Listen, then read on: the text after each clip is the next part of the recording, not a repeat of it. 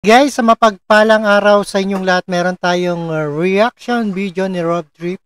Ito ay dahil sa ating ayan, Leni Robredo at Laila De Lima nagkita pero hindi umano nakapag-usap ng politika.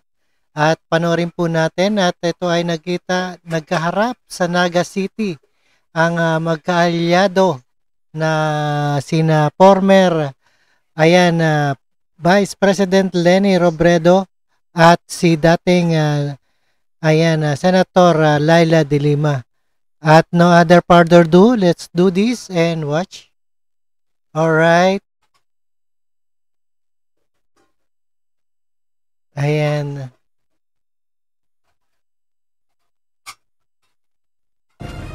Masayang-masaya ako na kahit napakatagal ng hustisya nangyari din. Alam natin na mahabang panahon yung isinakripisyo. Maraming nawala na hindi na mababalik. Pero finally nakalabas na siya. Masaya ang pagkikita ni na dating Vice President Leni Robredo at former Senator Laila De Lima sa Naga City kanina. Ayon sa dalawang key opposition personalities, personal na mga bagay muna ang pinag-usapan nila. Iniwasan talaga umano nila ang isyu ng politika.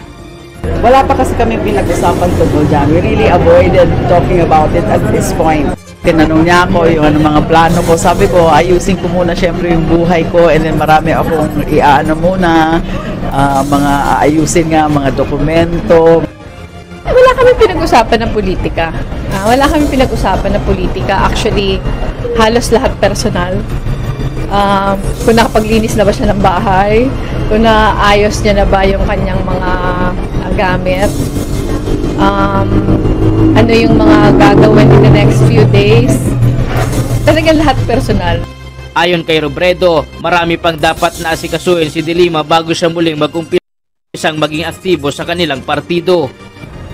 She deserves na bigyan muna ng panahon na yung personal affairs niya ayusin niya bago pa man isipin yung mga next steps for the opposition or next steps for the party. Mahabang panahon yung ika-catch up niya para sa sarili niya. Ayon naman sa dating senador, masayang-masaya ang kanyang pakiramdam ngayong nakakapaglibot na ulit siya ng Malaya at napupuntahan niya ang kanyang mga kaibigan para makausap at makamusta. Sa pag-alis magkasama at magkatabi sa isang sasakyan si dating Vice President Robredo at ang dating mambabatas. Inaasahan din na makikipagkita sa darating na araw si De Lima sa iba niya pang mga kaibigan at mga kaalyado sa politika. Ryan Salatandol, UNT.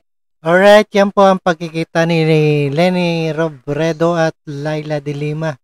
Ayan, pero hindi umano nakapag-usap tungkol sa politika. And thank you so much and keep safe and healthy sa inyong lahat and peace out.